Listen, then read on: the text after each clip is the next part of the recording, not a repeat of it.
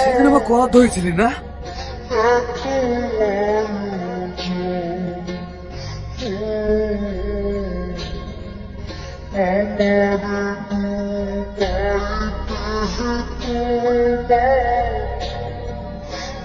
তোর এত বড় সাহস, আমাকে অপমান করিস? কাজটা তো মোটেও ঠিক করিস না। তোদের ভয়ে আমি কোনোদিনই থেমে থাকবো না। এমন অবস্থা করবি সামনে বাজানে পেন না দেখতে পারে।